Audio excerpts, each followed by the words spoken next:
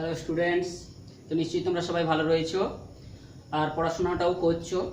তো আমরা আজকে ক্লাস সিক্সের যে চ্যাপ্টারটা পড়াচ্ছিলাম, যে 6 নম্বর চ্যাপ্টার যেটা ছিল বল এবং শক্তির যে প্রাথমিক ধারণা নামক যে চ্যাপ্টারটা আমরা শুরু করেছিলাম, তো সেই চ্যাপ্টারে আজকে আমরা তৃতীয় ক্লাসটা আলোচনাটা করব। যে বিষয়গুলো নিয়ে আলোচনাটা করব সেখানে আমরা শক্তির উৎস নিয়ে একটু আলোচনা করব। তো আমরা বল এবং কি শক্তি এই সমস্ত বিষয়গুলো, যে শক্তি 8 প্রকার, সেই সমস্ত বিষয়গুলো জেনেছি এবং শক্তির রূপান্তর এই ব্যাপারগুলো জেনেছি। তো আজকে আমরা শক্তির উৎস, আমাদের এই পৃথিবীতে সমস্ত ক্ষেত্রে আমরা যে কোনো শক্তি ব্যবহার করি থাকি না কেন, সেই যে শক্তিগুলোর মূল উৎসটা আমরা জানার চেষ্টা করব, কোথা থেকে ওই শক্তিগুলোর উৎস। দ্বিতীয়ত হচ্ছে কি, আমরা শক্তি শৃঙ্খল এর একটা ধারণা লাভ করব, যে এই শক্তিটা একটা নির্দিষ্ট শৃঙ্খল অর্থাৎ ডিসিপ্লিন ওয়েতে, একটা সুশৃঙ্খল পদ্ধতিতে কি করে এই সমগ্র জীবকুলের মধ্যে সঞ্চালিত হচ্ছে সেটা আমরা জানার চেষ্টা করব। এবং সেই শক্তি শৃঙ্খলটা অর্থাৎ শক্তি আমরা পেয়ে থাকি কোথা থেকে, খাদ্য গ্রহণের মধ্য থেকে, অর্থাৎ খাদ্য গ্রহণের প্রণালীর মধ্য দিয়ে আমরা খাদ্য শৃঙ্খল ব্যাপারটা ধারণা জানবো। এবং সেখানে দেখবো যে খাদ্যের মধ্যে যেহেতু শক্তি থাকে, শক্তি শৃঙ্খল এই ব্যাপারটা আমরা জানবো। আর শেষ অংশে আজকে আলোচনা করবো হচ্ছে যে শক্তি সমস্যা, অর্থাৎ এই যে সমস্ত শক্তির উৎস যেটা আমরা জানবো সৌরশক্তি বা সূর্য, সেই যে সূর্য যদিও শক্তি, সেই শক্তিটা কিন্তু আমরা প্রত্যক্ষভাবে ব্যবহার তাকে করছি কম, কিন্তু পরোক্ষভাবে বিভিন্ন জায়গা থেকে যেগুলো থেকে আমরা ব্যবহারটা করছি শক্তিটাকে, সেই সমস্ত যে উৎসগুলো কিন্তু লিমিটেড, অর্থাৎ সেইগুলো কিন্তু কম পরিমাণে রয়েছে। অর্থাৎ সেই শক্তির সমস্যা নিয়ে একটা আলোচনাটা আমরা করব। তো প্রথম আমরা চলে আসছি যে শক্তির উৎস। তো আমরা শক্তি পাওয়ার জন্য আমরা কি করে থাকি, যে বিভিন্ন যে শক্তিগুলো ব্যবহার করে থাকি, আমরা যদি দেখে থাকি সেই শক্তিগুলো আমরা পেয়ে থাকি সাধারণত খাবারের মধ্য থেকে। এবং সে যে খাবারই হোক না কেন, আমরা খাবারগুলো তৈরি করে কারা? উদ্ভিদ জগৎ। উদ্ভিদ জগৎ কি করে, যে সূর্যালোকের উপস্থিতিতে বায়ুমণ্ডল থেকে কার্বন ডাইঅক্সাইড গ্যাস আর তার শিকড়ের সাহায্যে শোষণ করা যে খনিজ লবণের দিয়ে সালোক সংশ্লেষ প্রক্রিয়ায় সে খাবার তৈরি করে। অর্থাৎ উদ্ভিদ যখন খাদ্যটা তৈরি করে ফেলে, তাহলে শক্তি আমরা উৎস হিসাবে যেটা আলোচনা করছি, শক্তির উৎসটা কি জিনিস? শক্তির উৎস হচ্ছে কিন্তু আমাদের ক্ষেত্রে শক্তির প্রধান উৎস হচ্ছে খাদ্য। এই খাদ্যটা আমরা পাচ্ছি কোথা থেকে? তো আমরা বললাম কি, সবুজ উদ্ভিদেরাই একমাত্র খাদ্য তৈরি করতে পারে। সেই খাদ্য তৈরি করতে পারে হচ্ছে কি, যে সালোক সংশ্লেষ প্রক্রিয়া। তাহলে শক্তির উৎস হচ্ছে খাদ্য। এই খাদ্যটা তৈরি করে হচ্ছে উদ্ভিদ। উদ্ভিদরা যে খাদ্য তৈরি করে সালোক সংশ্লেষ প্রক্রিয়ার মধ্য দিয়ে, সালোক সংশ্লেষ এই প্রক্রিয়ার মধ্য দিয়ে উদ্ভিদ কিন্তু খাদ্য তৈরি করে। এই সালোক সংশ্লেষ প্রক্রিয়া সংঘটিত হওয়ার জন্য কিন্তু আমরা জানি যে সূর্যালোক অবশ্যই প্রয়োজন। সূর্যালোক, সূর্যের আলো যদি না থাকতো এই পৃথিবীতে কোনো উদ্ভিদই খাদ্য তৈরি করতে পারতো না। আর সেই খাদ্য যদি না তৈরি হতো তাহলে সমস্ত প্রাণীরা অভুক্ত হয়ে মারা যেত। অর্থাৎ সূর্যালোকের উপস্থিতিতে যে সালোক সংশ্লেষ প্রক্রিয়া হচ্ছে এবং খাদ্য যে তৈরি হচ্ছে, সেই তাহলে খাদ্যের গ্রহণ করলেই আমরা শক্তি পেয়ে থাকি। আমরা প্রাণীজ অর্থাৎ সে সমস্ত জীবন্ত প্রাণীরা কিন্তু খাদ্য গ্রহণ করতে হবে। তাহলে খাদ্যের মধ্যে তাহলে সৌর শক্তি কিন্তু রাসায়নিক শক্তি রূপে জমা হল। অর্থাৎ এখানে কি হচ্ছে, যে সৌর শক্তিটা খাদ্যের মধ্যে কি হচ্ছে, সৌর শক্তি রাসায়নিক শক্তি রূপে যখন ভিন্ন ভিন্ন প্রকার খাদ্য তৈরি হচ্ছে, খাদ্যের যে অণুগুলো, তাদের অণুর বন্ধনী বিভিন্ন প্রকার অণুর আকার আকৃতির উপর ভিত্তি করে তাদের শক্তি হয়ে থাকে। তাহলে সেই খাদ্যের মধ্যে সঞ্চিত হচ্ছে কিন্তু সৌরশক্তি, যেটা রাসায়নিক শক্তি রূপে কিন্তু সেটা জমা থেকে যাচ্ছে। এবং সেই খাদ্যটাকে বিভিন্ন যারা খাদ্য গ্রহণ করছে তারা সেই শক্তিটা খাদ্য গ্রহণের মধ্য দিয়েই পেয়ে যাচ্ছে। অর্থাৎ যে সেই খাদ্য গ্রহণ করে আমরা কিন্তু পেয়ে যাচ্ছি হচ্ছে যে, অর্থাৎ প্রাণীরা শক্তি লাভ করে। এই খাদ্য তৈরি করার পরে উদ্ভিদেরা তো কিছু নিজেদের শরীরে খাদ্যর প্রয়োজন মেটায়, নিজেদের শরীরের খাদ্যের চাহিদাটাকে মেটানোর পরে সে বাড়তি অতিরিক্ত খাদ্যকে কি করে, কোনো উদ্ভিদ তার বিভিন্ন ফলের মধ্যে বিভিন্ন জায়গায় সঞ্চিত করে রাখে, মূলের মধ্যে, কখনো কাণ্ডের মধ্যে, কখনো পাতার মধ্যে সমস্ত সঞ্চিত করে রাখছে। আমরা যখন বা যে কোনো প্রাণীরা যখন সেই উদ্ভিদের বিভিন্ন অংশগুলোকে খাচ্ছে সেখানে সে শক্তি লাভ করে নিচ্ছে। তো এইভাবে তাহলে প্রকৃতপক্ষে যে সূর্যটাই কিন্তু এই রাসায়নিক শক্তির মূল উৎস। তাহলে এই রাসায়নিক শক্তির মূল উৎস হচ্ছে সূর্য। আমরা প্রথমে জানলাম কি যে খাদ্য যেটা বলছি সে তার মধ্যে কি শক্তি রয়েছে, যে রাসায়নিক শক্তি। তাহলে এই রাসায়নিক শক্তির যে মূল উৎস তাহলে কি হলো, সূর্য। তাহলে রাসায়নিক শক্তির মূল উৎস হলো সূর্য। এরপরে চলে আসছি এই রাসায়নিক শক্তিটা যখন কোনো সময় তড়িৎ শক্তি আমরা যে ব্যবহার করে থাকি, আমরা আজকে যখন তড়িৎ শক্তির কথা আলোচনা করব তাহলে দ্বিতীয় নম্বর যদি যে তড়িৎগুলো যে শক্তিগুলো আমরা ব্যবহার করে থাকি 8 প্রকার শক্তির মধ্যে, যেমন কি বিদ্যুৎ শক্তি বা তড়িৎ শক্তি, সেই তড়িৎ শক্তি পেতে গেলে আমাদের কি কি করে থাকি। তড়িৎ শক্তি পেতে গেলে আমরা আলোচনা করেছি যে কয়লা পুড়িয়ে, যে তাপ বিদ্যুৎ কেন্দ্রে কি করা হয়, কয়লা পুড়িয়ে সেখানে তাপে জলকে ফুটিয়ে বাষ্পে পরিণত করা হয় বয়লারে।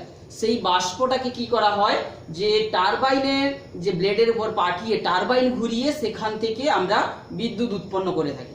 তাহলে প্রকৃতপক্ষে যে তড়িৎ শক্তি পাচ্ছি কোনখান থেকে পাচ্ছি, এই তড়িৎ শক্তিটা পাচ্ছি কিন্তু এই যে কয়লা পুড়িয়ে, অর্থাৎ যেগুলো জীবাশ্ম জ্বালানি বলে আমরা জেনেছি, কয়লা, পেট্রোলিয়াম, প্রাকৃতিক গ্যাস, এই সমস্ত প্রকার জ্বালানিগুলোকে পুড়িয়ে, বিশেষ করে তড়িৎ শক্তি পেতে গেলে আমরা কয়লাকে পুড়াই। এই কয়লার মধ্যে কি শক্তি জমা আছে না, রাসায়নিক শক্তি জমা আছে। কি করে কয়লা কি করে সৃষ্টি হয় আমরা জেনেছি, কোনো জায়গায় বৃহৎ অঞ্চলের বনাঞ্চল যখন ভূমিকম্পের ফলে বা কোনো ভূ আলোড়নের ফলে মাটির নিচে চলে গেছে, এবং সেই মাটির নিচে যখনই সেইটা চাপ এবং তাপের ফলে তাদের রাসায়নিক পরিবর্তন ঘটে, ওই যে উদ্ভিদ জগৎ যেটা কুলটা যেখানে বনাঞ্চলটা চাপা পড়ে গেছিল সেটা পাথরে পরিণত হয়ে যায়, যেটাকে আমরা বলছি কয়লা। তাহলে এই কয়লার মধ্যে তাহলে সেই যে উদ্ভিদের মধ্যে থাকা রাসায়নিক শক্তিগুলো সব কয়লাতে রূপান্তরিত হয়ে আছে, এবং এই কয়লাকে পুড়িয়ে আমরা তাপ শক্তি পাই। সেই তাপ শক্তির সাহায্যে যন্ত্র ঘোরাচ্ছি, যান্ত্রিক শক্তি পাচ্ছি। তাহলে কয়লাকে পুড়িয়ে আমরা কি করি, যে তাপ পাই, তাপ দিয়ে আমরা কি করি, যে বাষ্প তৈরি করে যন্ত্র ঘুরাই, অর্থাৎ যান্ত্রিক শক্তি পেয়ে থাকি। সেই যান্ত্রিক কয়লা পুড়লে আমরা তাপ শক্তি পাবো। তাপ শক্তির সাহায্যে জলকে ফুটিয়ে বাষ্প করে সেই বাষ্পটাকে যখন টারবাইনের উপর পাঠানো হচ্ছে, টারবাইন নামক যে কয়েলটা যখন ঘুরতে থাকে তখন সেখানে আমরা যান্ত্রিক শক্তি পাচ্ছি। সেই যান্ত্রিক শক্তি ঘুরলেই সেখান থেকে আমরা পেয়ে থাকি তড়িৎ শক্তি। তাহলে এই যে শক্তি আমরা পাচ্ছি, যে তড়িৎ শক্তিরও মূল উৎস হলো, তাহলে কে হলো, এখানে তড়িৎ শক্তিরও মূল উৎস হলো সূর্য। ঘুরিয়ে ফিরিয়ে অর্থাৎ কয়লা থেকে তড়িৎ শক্তি পাচ্ছিলাম কি করে, ঠিক তড়িৎ শক্তির আর এক প্রকারের শক্তি, অর্থাৎ যেখানে এটা আমরা তাপ শক্তির কথা বলছিলাম, তড়িৎ শক্তি হিসাবে এইভাবে উৎপন্ন তড়িৎ শক্তিটাকে আমরা বলছি যে তাপ শক্তি, তাপ বিদ্যুৎ। ঠিক একইভাবে আমরা জলবিদ্যুৎটাও পেতে পারি। জলবিদ্যুৎ তড়িৎ শক্তি আরেক প্রকারে পেতে পারি, যেটা জলবিদ্যুৎ বলে বলেছি। সেই জলবিদ্যুৎও আমরা পেয়ে থাকি কি করে না, এই যে জলটাকে কোনো উচ্চ জলধারে আগে সঞ্চিত করে রাখা হয়, সেই সঞ্চিত জলধারে, অর্থাৎ জলধার যাকে বলছে, বড় বড় ড্যাম যাকে বলা হচ্ছে, যেমন আমাদের ম্যাসাঞ্জোর জলাধার রয়েছে, পাঞ্চেত, মাইথন, এই সমস্ত বিভিন্ন নদীতে আমরা জানি ডিভিসি রয়েছে, দামোদর ভ্যালি কর্পোরেশন, অর্থাৎ দামোদর যে দুঃখের নদী নামে পরিচিত ছিল, সেই দামোদর নদীর উপর বিভিন্ন জায়গায় বাঁধ দিয়ে দিয়ে আটকে জলটাকে জমা করে রাখা হচ্ছে। সেই জমা করে রাখা জলটাকে কোনো উঁচু স্থান থেকে দ্রুত নিচে ফেললে কি হবে, একটা গতিশক্তি লাভ করবে। সেই গতিশক্তিতে টারবাইন ঘুরিয়ে সেখান থেকে আমরা তড়িৎ পাচ্ছি। তাহলে সেই যে জলটাকে যে সঞ্চিত করেছি, এই জলটা ওখানে গেল কি করে, তাহলে সূর্যের ফলে, সূর্যের তাপের ফলে জলটা বাষ্প হয়েছে, বাষ্প হয়ে সেই জলটা কিন্তু মেঘ হয়ে যখন বৃষ্টিপাত ঘটিয়েছে, নদীতে তখন জল এসেছে, সেই জলটা যখন ধীরে ধীরে জমা হয়েছে কোনো ড্যামে অর্থাৎ কোনো জলাধারে। তো এইভাবে তাহলে জলবিদ্যুতেরও মূল উৎস কিন্তু সেই সূর্য। অর্থাৎ আমরা বলতে পারি তাহলে সেই যে সমস্ত শক্তির উৎসগুলো, এইভাবে যে কোনো শক্তিগুলো আমরা দেখে থাকবো না কেন, সেগুলো ঘুরে ফিরে কিন্তু সেই যে সৌর্য শক্তি অর্থাৎ সৌর শক্তি যাকে বলছি তার কিন্তু অন্তর্গত রয়েছে। অর্থাৎ সূর্যই হলো আমাদের এই পৃথিবীতে সমস্ত প্রকার শক্তির উৎস। বোঝা গেছে? তো জলবিদ্যুৎকেও আমরা পেয়ে থাকছি, যে প্রণালীটা আমরা বললাম তারও মূল উৎস হচ্ছে সূর্য। তাহলে তড়িৎ শক্তি বলতে কি দু প্রকার তড়িৎ আমরা যেটা জানি, তাপবিদ্যুৎ আর হচ্ছে জলবিদ্যুৎ। এই দুই প্রকার তড়িতের উৎস কিন্তু সেই ঘুরে ফিরিয়ে সেই সূর্য শক্তি, সূর্যই হচ্ছে। অর্থাৎ শক্তির মূল উৎস হলো আমাদেরকে সূর্য। তো শক্তিটাকে আমরা বলছি কি প্রাণীকুল শক্তি পেয়ে থাকে খাবারের গ্রহণের মধ্য দিয়ে, সে বিভিন্ন কাজ কারবার করার জন্য শক্তি অর্জন করছে।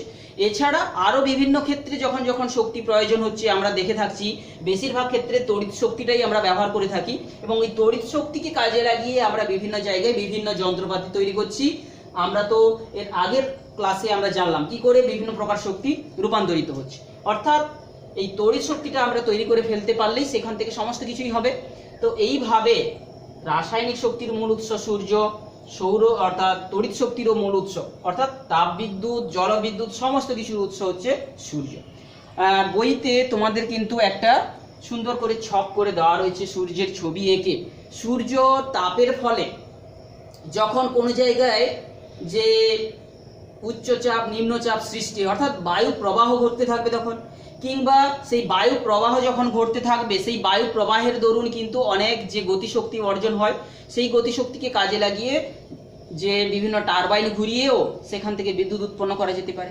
কিংবা এই যে বায়ু প্রবাহের সঙ্গে সঙ্গে জলর তরঙ্গ সৃষ্টি হবে, কিংবা গতিশক্তি অর্জন হবে, জোয়ার ভাটা হবে, সেইগুলো কিন্তু যে পরোক্ষভাবে বিদ্যুৎ উৎপাদনের কাজে লাগবে। এইভাবে কিন্তু সূর্যটা যেমন হবে রাসায়নিক শক্তির মূল উৎস, তেমনিভাবে যান্ত্রিক শক্তি, সেই যে যখন জোয়ার ভাটা কিংবা বায়ু প্রবাহ হবে সেইগুলো অর্থাৎ সেগুলো হচ্ছে যান্ত্রিক শক্তিতে আমরা ব্যবহার করে সেখান থেকে তড়িৎ উৎপন্ন করতে পারি। অর্থাৎ বিভিন্ন প্রকার সমস্ত শক্তির উৎসগুলোই হচ্ছে কিন্তু সূর্য। তাহলে আমরা প্রথম ক্লাসে যেটা আলোচনাটা করে নিলাম আজকে প্রথম বিষয়বস্তু হিসাবে ক্লাসের, যে শক্তির উৎস।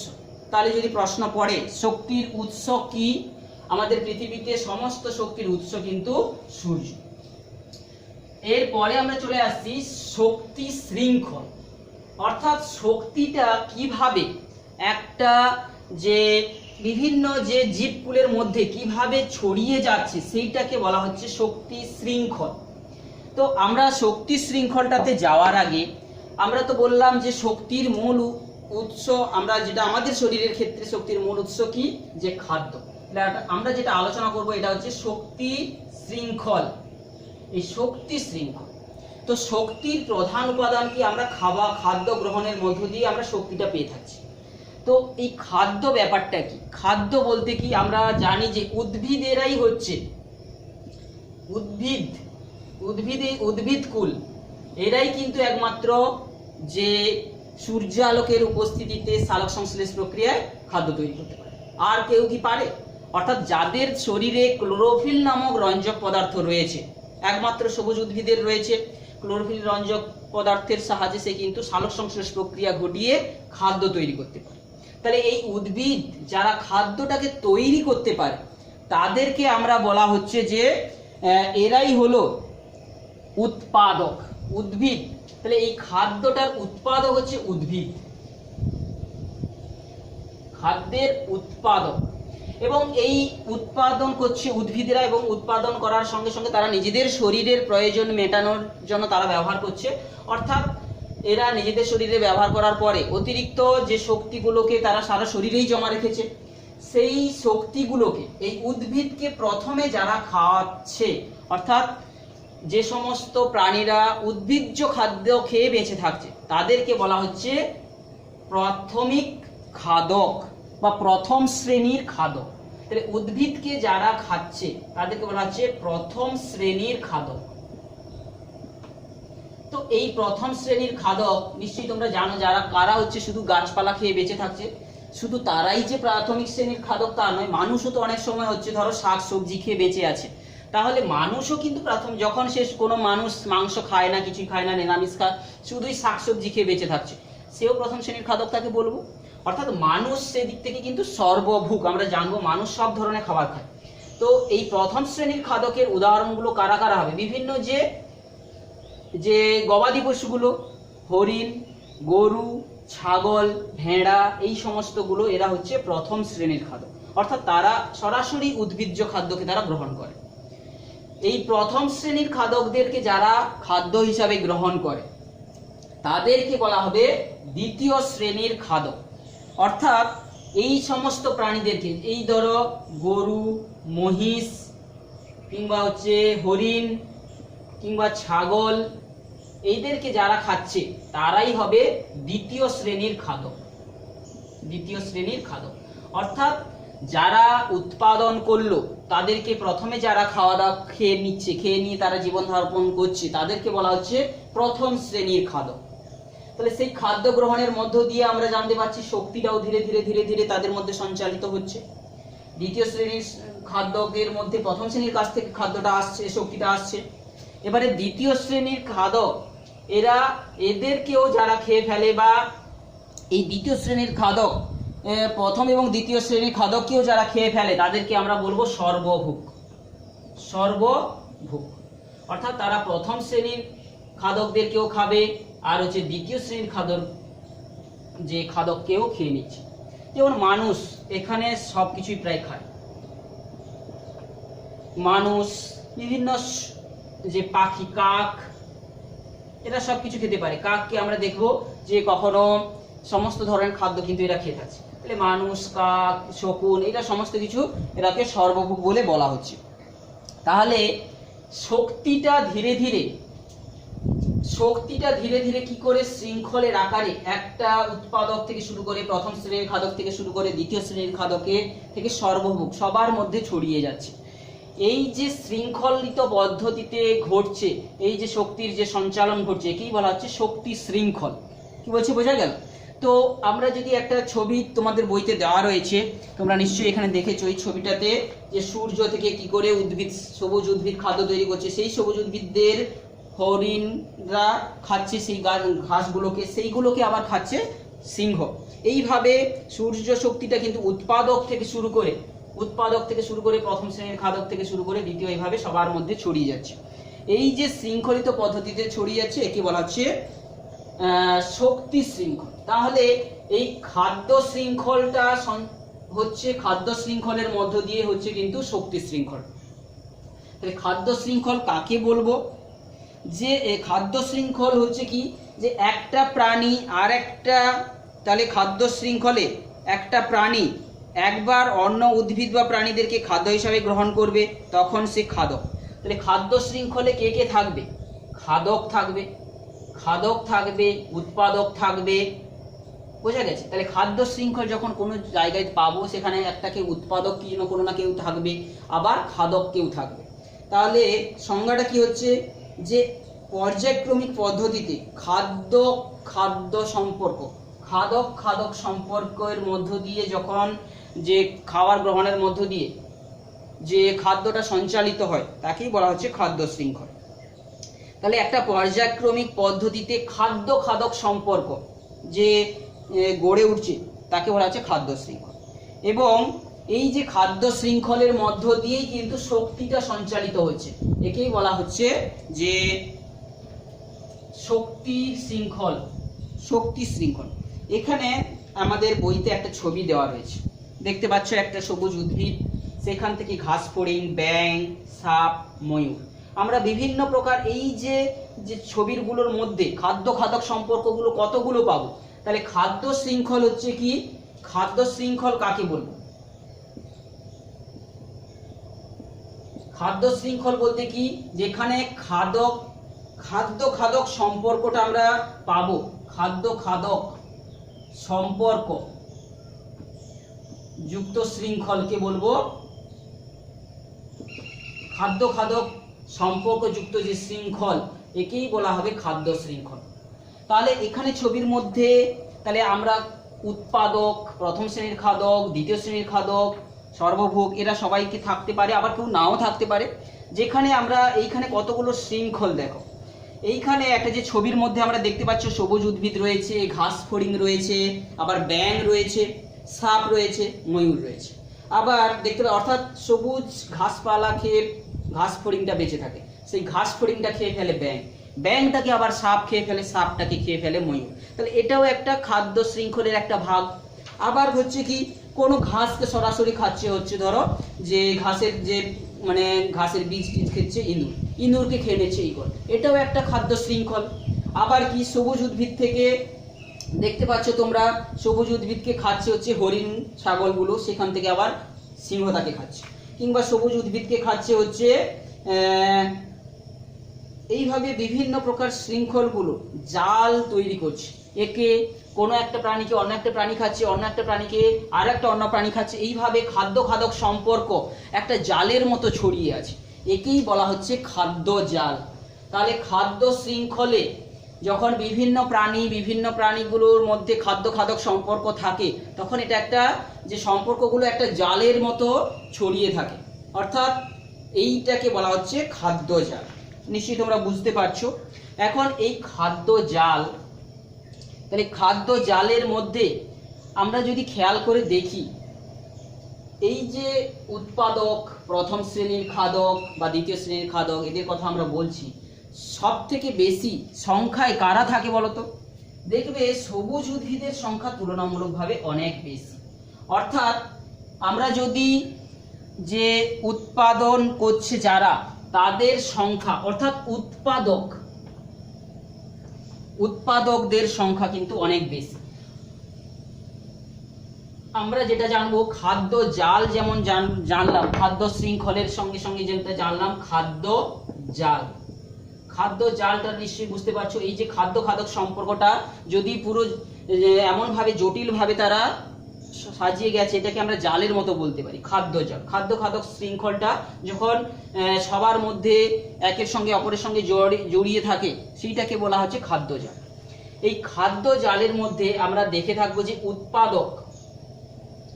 উৎপাদকের সংখ্যা কিন্তু অনেকটা বেশি হয়ে থাকে। আমরা যদি সেই বেশিটাকে এই যে স্তম্ভের দৈর্ঘ্য সাহায্যে দেখি, তাহলে এই উৎপাদকদের যারা খাচ্ছে তাদের সংখ্যা কিন্তু আবার কম। অর্থাৎ প্রথম শ্রেণীর যে খাদক, তাদের সংখ্যা তার তুলনায় কম। আবার প্রথম শ্রেণীর খাদকদের যারা খাচ্ছে তারা হচ্ছে দ্বিতীয় শ্রেণীর খাদক, বোঝা গেছে? অর্থাৎ তাদের সংখ্যা আবার কম। এইভাবে আমরা এই যে এক একটার যে পুষ্টির স্তরকে আমরা বলবো ট্রফিক লেভেল। কি বলবো? পুষ্টি স্তর বা ট্রফিক লেভেল বা পুষ্টি স্তর। এই যে খাদ্য শৃঙ্খলের মধ্যে প্রত্যেকটা যে যারা খাদ্য গ্রহণ করছে বা উৎপাদন করছে, এরা একটা শক্তি স্তর, তারা হচ্ছে ট্রফিক লেভেল বলে বলা হচ্ছে। ওদের তারা তার পুষ্টি ঘটাচ্ছে, তাদের শরীরে পুষ্টি ঘটানোর পর তাদের কিছু শক্তি ব্যয় করছে, বাড়তি থাকা শক্তিটা প্রথম শ্রেণীর খাদকরা খেয়ে নিচ্ছে।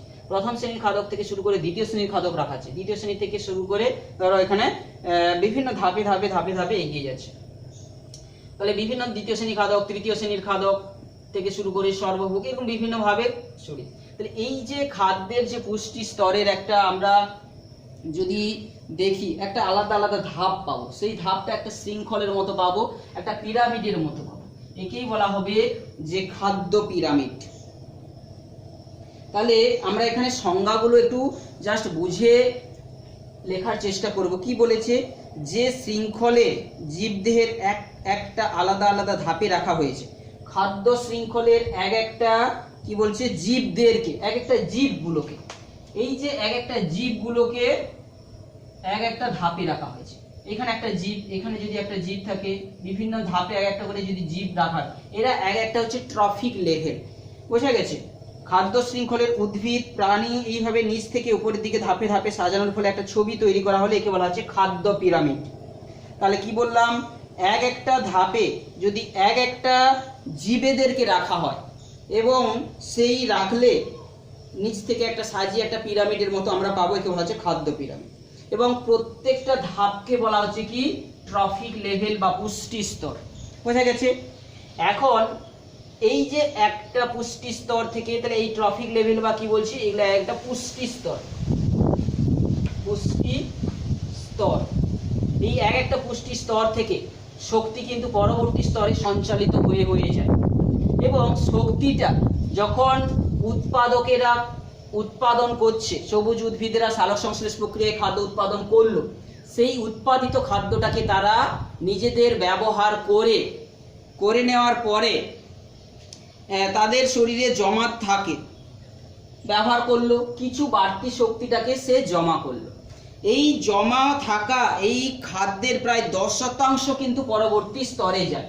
তাহলে এক একটা শক্তি স্তর কি করে, পুষ্টি স্তর কি করে খাদ্যটাকে গ্রহণ করে তাকে ব্যবহার করবে এবং তারা সেখানটায় তাদের কাছ থেকে কিন্তু পরবর্তী স্তরে 10% শক্তি কিন্তু সঞ্চালিত হয়। তাহলে এক একটা শক্তি স্তর থেকে আর একটা ট্রফিক লেভেলে 10% মাত্র শক্তিটা যাচ্ছে। তাহলে ধীরে ধীরে যখন সর্বোচ্চ স্তরে শক্তি যাচ্ছে অনেক কমে যাচ্ছে, তাহলে এইভাবে শক্তির অপচয় ঘটে যাচ্ছে। তাহলে এটাকে আবার বলা হচ্ছে 10% লিন্ডম্যানের 10% সূত্র। অর্থাৎ বিজ্ঞানী লিন্ডম্যান এই সমস্ত কিছু নিয়ে গবেষণা করেছিলেন এবং তিনি এই সূত্রটা দিয়েছিলেন। যেমন ভাবে বলছে কি যে তৃণভোজী প্রাণীরা যারা হচ্ছে উৎপাদন করলো, তারা উৎপাদকেরা খাদ্য তৈরি করে খাদ্যের ব্যবহার করে তাদের শরীরে খাদ্য জমা রেখেছে এবং সেই খাদ্যের 10% লাভ করে খাওয়ার গ্রহণের মধ্য দিয়ে যে পরবর্তী পুষ্টি স্তরে অর্থাৎ প্রথম শ্রেণীর খাদকেরা তারা কিন্তু তৃণভোজী প্রাণীরা তারা কিন্তু যে শক্তি অর্জন করে তার 10% নিজেদের দেহ গঠনে কাজে লাগায়। অর্থাৎ যে শক্তিটা যাচ্ছে খাদ্য গ্রহণের মধ্য দিয়ে যে শক্তিটা অর্জন করলো সেই শক্তির 10% কি করে তাদের দেহের গঠনে কাজে লাগিয়ে দেয়। তাহলে 10% তারা তাহলে ব্যবহার করে, তাহলে 10% ব্যবহার করে, 10% শক্তি প্রত্যেকটা শক্তি স্তর প্রত্যেকটা পুষ্টি স্তর ব্যবহার করে, পুষ্টি স্তর কি করে ব্যবহার করে। তাহলে এই যে শক্তির ব্যবহারের সূত্রটাকে আমরা বলছি ল অফ 10%, ল অফ 10%। তাহলে প্রত্যেকটা পুষ্টি স্তর যে খাদ্য গ্রহণের পর সেই শক্তির 10%কে তারা কিন্তু তাদের দেহে কাজে লাগিয়ে ফেলে, নিজের দেহ গঠনের কাজে লাগায় বা দেহে জমা করে রাখতে পারে, সেইটাকেই বলা হচ্ছে 10% সূত্র। এটাকে আবার বিজ্ঞানী রেমন্ড লিন্ডম্যানের নাম অনুসারে লিন্ডেম্যানের 10% সূত্রও বলা হয়ে থাকে। বোঝা গেল? তো বাকি 90% তাহলে কি হয়ে যায়? 90% তাহলে 10%টাই মাত্র কিন্তু যে তারা ব্যবহার করতে পারছে, বাকি অংশ তাহলে নষ্ট হয়ে যাচ্ছে।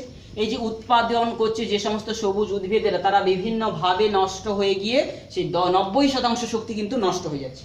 কিংবা প্রথম শ্রেণীর খাদকের যে 90%ই নষ্ট হয়ে যায়, তার থেকে 10% মাত্র পরবর্তী যে পুষ্টি স্তরে যায়। তাহলে সেই যে শক্তিটা কিভাবে হারিয়ে যায়, যখন যে 10% শক্তিটা কি করে হারিয়ে যায়, বিভিন্ন যে শক্তিটা জীবেদের দ্বারা ব্যয় করা হয়ে যাচ্ছে, কিংবা কোনো সময় মরে গেলে সেটা পচে গলে তাপ শক্তিতে রূপান্তরিত হয়ে যাচ্ছে, অন্যান্য শক্তিতে রূপান্তরিত হয়ে যাচ্ছে। তাহলে প্রত্যেকটা শক্তি স্তর যে শক্তি অর্জন করছে তার মাত্র 10% সে জমা রাখে এবং সেটাকে দিয়ে অন্য প্রাণীরা ব্যবহার করতে পারে, বাকিগুলো নষ্ট হয়ে যাচ্ছে। তাহলে অন্য কোনো প্রাণীরা তাকে গ্রহণ করলে সেই 10% থেকেই সে গ্রহণ করছে। বোঝা গেছে? তো এটাকেই বলা হচ্ছে শক্তির যে শৃঙ্খল। এবং এই শক্তি শৃঙ্খলের মধ্যে তোমরা অনেক কিছুই জানলে, যে খাদ্য শৃঙ্খল জানলে, খাদ্য জাল জানলে, খাদ্য পিরামিড জানলে, খাদ্য পিরামিড জানলে, তারপরে হচ্ছে 10% ল, কার যা রেমন্ড লিন্ডম্যানের হচ্ছে 10% ল, এটাও তোমরা জানবে। তো এই সমস্ত বিষয়গুলো তোমরা যখন উচ্চ ক্লাসে উঠবে আরো বিস্তারিতভাবে পড়াশোনা করবে, তোমরা যখন আরো বোঝার মতো পর্যায়ে যাবে, নিশ্চয়ই এই সমস্ত বিষয়গুলোকে জানতে পারবে। তো এই সমস্ত বিষয়গুলো তোমরা আরো ভালো করে জানবে, বোঝার চেষ্টা করবে, সমাজে বা পরিবেশে যেগুলো ঘটে যাচ্ছে সেগুলো তোমরা বোঝার চেষ্টা করবে বিজ্ঞান মনস্ক মনোভাব নিয়ে। তো এইভাবে তো করলে তোমরা কিন্তু সেটা ধীরে ধীরে বুঝতে সক্ষম হবে। তো এর যে শেষ পার্টের আজকের আলোচনা যেটা করব বলেছিলাম যে শক্তির সমস্যা। তাহলে শক্তি শৃঙ্খলটা আমরা জানলাম, কিভাবে শক্তিটা একটা পুষ্টি স্তর থেকে অন্য একটা পুষ্টি স্তরে যাচ্ছে, কত শতাংশ যাচ্ছে, কত শতাংশ নষ্ট হচ্ছে, এইগুলো জানলাম। এরপরে চলে আসছি শক্তি সমস্যা। শক্তি সমস্যাটা অর্থাৎ কি? শক্তি সমস্যা বলতে কি, যত দিনের পর দিন এই যে পৃথিবীতে মানুষের সংখ্যা বাড়ছে বা প্রাণীর সংখ্যা ধীরে ধীরে বেড়েই চলেছে, তখন কি হচ্ছে, শক্তির চাহিদা বেড়ে যাচ্ছে, অনেক বেশি বেশি পরিমাণে খাদ্য দরকার পড়ছে, অর্থাৎ এই খাদ্যের প্রয়োজন প্রচুর পড়ছে যেমন ভাবে, তেমনি ভাবে অন্যান্য শক্তিরও চাহিদা বেড়ে যাচ্ছে। অন্যান্য শক্তিগুলো আমরা জানি বেশিরভাগ ক্ষেত্রে তড়িৎ শক্তি থেকেই পাওয়া যাচ্ছে। সেই তড়িৎ শক্তি হয় জলবিদ্যুৎ, না হলে তাপবিদ্যুৎ থেকে। বেশিরভাগ ক্ষেত্রে তাপবিদ্যুৎ কেন্দ্র থেকেই কিন্তু তাপবিদ্যুৎটা তৈরি হচ্ছে, এবং এই তাপবিদ্যুতের চাহিদা বাড়ার জন্য দিনের পর দিন যে শক্তির ভান্ডারগুলো, যে জীবাশ্ম জ্বালানির যে ভান্ডারগুলো কিন্তু ফুরিয়ে আসছে, এটাকেই বলা হচ্ছে শক্তির সমস্যা। অর্থাৎ কি, বিভিন্ন যে জ্বালানিগুলোর সংকটকেই বলা হচ্ছে শক্তি। জ্বালানি, বিভিন্ন যে জ্বালানিগুলো যেগুলো জ্বালিয়ে আমরা শক্তিটা পেয়ে থাকি, সেই শক্তিগুলো যেমন কি জীবাশ্ম জ্বালানি,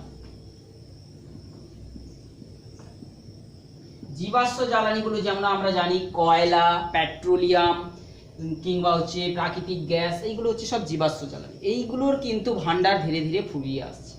তো এই যে শক্তিটা আমরা তাই বাঁচিয়ে রাখার চেষ্টা করব। শক্তিটাকে আমরা যে সমস্ত শক্তিগুলো এখনো ব্যবহার করতে পারছি না, বা যেই সমস্ত শক্তিগুলো পরিবেশে অফুরন রয়েছে, অফুরন না হলেও অর্থাৎ অত সহজে শেষ হয়ে যাবে না, সেই রকম শক্তিগুলোকে আমরা ব্যবহার করার চেষ্টা করব। অর্থাৎ আমরা শক্তিগুলোকে যেখান থেকে উৎস হিসাবে পাচ্ছি, সেই উৎসের উপর ভিত্তি করে শক্তিগুলোকে দুভাগে ভাগ করছি। শক্তিকে আমরা দুভাগে ভাগ করছি। একটা হচ্ছে অপ্রচলিত শক্তি বা অনবীনকরণযোগ্য শক্তি। অনবীনকরণযোগ্য শক্তি, অনবীনকরণযোগ্য।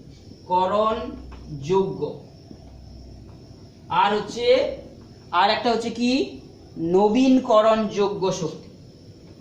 নবীনকরণযোগ্য অর্থাৎ নবীনকরণযোগ্য, যে সমস্ত শক্তিগুলোকে ব্যবহার করে নিলে একবার শেষ হয়ে যায়, তাকে পুনরায় আর ব্যবহার করার মতো জায়গায় থাকে না, সেইগুলো হচ্ছে অনবীনকরণযোগ্য শক্তি, যেইগুলোকে আমরা সাধারণত প্রচলিত শক্তি বলেও বলে থাকি। প্রচলিত, এইগুলোই সচরাচর আমরা ব্যবহার করে থাকি। প্রচলিত শক্তির উৎসগুলো কি কি? সেই শক্তির উৎসগুলো কি কি? সেই প্রচলিত শক্তির উৎসগুলো কি কি? এই যে আর অনবীকরণযোগ্য শক্তির উৎস, যেগুলোকে আমরা বলবো কি অপ্রচলিত শক্তির উৎস। অপ্রচলিত, এইগুলো প্রচলিত আর এগুলো হচ্ছে অপ্রচলিত। এই প্রচলিত বা অনবীকরণযোগ্য শক্তির উৎসগুলো কি কি? এই যে কয়লা, পেট্রোলিয়াম, খনিজ তেল কিংবা গ্যাস, প্রাকৃতিক গ্যাস, এইগুলো হচ্ছে অনবীকরণযোগ্য। এইগুলো একবার শেষ হয়ে গেলে ওগুলোকে আর ফিরে পাওয়া যাবে না। তো আর এক ধরনের শক্তি আছে যেগুলো হচ্ছে নবীনকরণযোগ্য, যেইগুলোকে ব্যবহার এখনো ঠিকমতো করতে পারি না, কিংবা এগুলোকে পুনরায় ব্যবহার করা সম্ভব, কিংবা এইগুলো হচ্ছে দীর্ঘদিন পর্যন্ত আমরা পেতে পারবো, এইগুলোকে বলবো আমরা হচ্ছে যে নবীনকরণযোগ্য শক্তি। সেই নবীনকরণযোগ্য শক্তির উৎসগুলো কি? যেমন কি সৌরশক্তি। এই সৌরশক্তি কিন্তু এত সহজে নষ্ট হবে না। আমাদের জীবন এখনো সূর্য আরো অনেক লক্ষ লক্ষ বছর কিন্তু টিকে থাকবে। কারণ সূর্যের মধ্যে কি ঘটছে যে তার এত শক্তি রয়েছে না, সূর্যের মধ্যে এক বিশেষ ধরনের কিন্তু রাসায়নিক বিক্রিয়া নয়, যে নিউক্লিয় বিক্রিয়া আমরা বলবো ঘটছে, যেটাকে বলা হচ্ছে নিউক্লিয় ফিশন বিক্রিয়া। সেই নিউক্লিয় ফিউশন বিক্রিয়া হচ্ছে। আর ফিশন আর ফিউশন দু প্রকারের বিক্রিয়ার মধ্যে নিউক্লিয় ফিউশন ঘটছে। সেই নিউক্লিয় ফিউশন ঘটার জন্য সেখানে প্রচুর পরিমাণে শক্তি উৎপন্ন হচ্ছে। সেই শক্তিটা তাপ শক্তি, আলোক শক্তি রূপে ছড়াচ্ছে। তাহলে এই সৌর শক্তিটা যেখানে অনেক দিন পর্যন্ত আমরা পাবো, সেই সৌর শক্তির উপর ভিত্তি করে ঘটতে থাকা বায়ু শক্তি, কিংবা হচ্ছে জোয়ার ভাটার শক্তি, কিংবা হচ্ছে কি যে বিভিন্ন প্রকার যে জৈব গ্যাস শক্তি, এইগুলো কিন্তু আমরা সচরাচর সহজে নষ্ট হবে না এবং এগুলো পুনরায় বারবার ব্যবহার করা যেতে পারে, অনেক দিন ধরে, দীর্ঘদিন ধরে ব্যবহার করা যেতে পারে। এইগুলোকে বলা হচ্ছে নবীনকরণযোগ্য শক্তি। এদেরকে অপ্রচলিত শক্তিও আমরা বলতে পারি, কারণ এদের প্রচলন এখনো ব্যাপক পরিমাণে হয়নি। আর এইগুলোকে আমরা প্রচলিত এই কারণেই বলছি যে এদের ব্যবহার, যেমন কি এই যে কয়লা কিংবা পেট্রোলিয়াম, এদের ব্যবহার কিন্তু ব্যাপক পরিমাণে হচ্ছে। তাহলে এই যে শক্তির সমস্যা মানে কি, একদিকে যেমন আমরা তড়িৎ শক্তির কথা, এই সমস্ত শক্তিগুলো থেকে আমরা তড়িৎ শক্তিটা পেয়ে থাকছি। তাহলে তড়িৎ শক্তির যে একটা কিন্তু সমস্যা, আমরা যেটা বলতে পারি যে ওই অনবীনকরণযোগ্য শক্তির উৎসগুলোকে ব্যবহার করে যেখান থেকে তড়িৎ শক্তি পাচ্ছি, সেটা একটা সমস্যা শেষ হয়ে যাবে একদিন না একদিন। সেই জন্য আমাদেরকে কিন্তু শক্তিটাকে সংরক্ষণ করার প্রয়োজন রয়েছে। অযথা শক্তি কিন্তু ব্যয় করাটা আমাদের যে বুদ্ধিমানের কাজ নয়, তাহলে কিন্তু আমাদের ভবিষ্যৎ প্রজন্ম যারা আসবে তারা কিন্তু সমস্যায় পড়বে। আর দ্বিতীয় নম্বর শক্তির সমস্যা কি, যে শক্তি মানে কি আমরা খাদ্যের সমস্যা। এই খাদ্যের মধ্যে কি শক্তি থাকে, যে রাসায়নিক শক্তি। এই রাসায়নিক খাদ্যের সমস্যা মানে কি, রাসায়নিক শক্তি যেটা জমা রয়েছে এইটার আমরা সমস্যায় পড়ব, যে রাসায়নিক শক্তি থেকে আরো ভিন্ন ভিন্ন ভাবে অন্যান্য শক্তিগুলো পেয়ে থাকি, সেটার সমস্যায় পড়ব। তাহলে এই যে সমস্যাগুলোকে বলবো যে শক্তির সমস্যা। তো এই রাসায়নিক শক্তি কিভাবে না, বিভিন্ন খাদ্যের মধ্যে যে খাদ্যের যে বলছে খাদ্যের যে অণুগুলোর আকার আকৃতি, তাদের বন্ধন শক্তি, এইগুলো প্রকৃতি বিভিন্ন হওয়ার জন্য এরা কিন্তু বিভিন্ন প্রকার শক্তিকে সে শোষণ করে তাদের মধ্যে ধরে রাখতে পারে রাসায়নিক শক্তি রূপে। সেইটাকে ভেঙে ভেঙে আমরা যখন খাদ্য গ্রহণ করে খাদ্যকে পরিপাক করে হজম করছি, সেই শক্তিগুলোকে ধীরে ধীরে পাচ্ছি। তো এইভাবে আমাদের কিন্তু খাদ্যের সমস্যা মধ্য দিয়ে আমরা রাসায়নিক শক্তির সমস্যা বলতে পারি, আবার তড়িৎ শক্তিরও সমস্যা, দুটো শক্তির সমস্যা আমাদেরকে কিন্তু আমাদের পৃথিবীর উপর কিন্তু একটা বোঝা হয়ে দাঁড়িয়েছে। তো আজকের ক্লাসটা তোমরা নিশ্চয়ই বুঝেছো। আজকে আমরা যেটা আলোচনা করলাম শক্তির উৎসর বিষয়টা নিয়ে, যে সমস্ত কিছু শক্তির উৎস হচ্ছে আমাদের এই সূর্য। তারপরে আমরা শক্তি শৃঙ্খলটা সঞ্চালিত হচ্ছে, মানে শৃঙ্খলটা যে বাঁধা ধরা হয়েছে কিসের মধ্য দিয়ে, খাদ্যের মধ্য দিয়ে। খাদ্য গ্রহণের মধ্য দিয়ে কিন্তু একটা শৃঙ্খল তৈরি হয়েছে, অর্থাৎ খাদ্যের মধ্য দিয়ে তো শক্তি গ্রহণ করে, তাহলে খাদ্য সঞ্চালনের মধ্য দিয়ে শক্তিটা আমরা সঞ্চালিত হচ্ছে, খাদ্য শৃঙ্খল তৈরি হয়েছে। সেখানে খাদ্য শৃঙ্খল, খাদ্য জাল, খাদ্য পিরামিড, ট্রফিক লেভেল এবং সেখানে লিন্ডেম্যানের 10% সূত্র, 10% ল, এই সমস্ত কিছুগুলো আমরা জেনেছি। আর তারপরে আমরা জানলাম হচ্ছে এই যে শক্তির সমস্যা, এই শক্তিটা কিন্তু ধীরে ধীরে শেষ হয়ে আসছে। সূর্য কিন্তু কিছু শক্তি রয়েছে, আবার অফুরান শক্তি রয়েছে, কিছুগুলো শেষ হয়ে যাচ্ছে।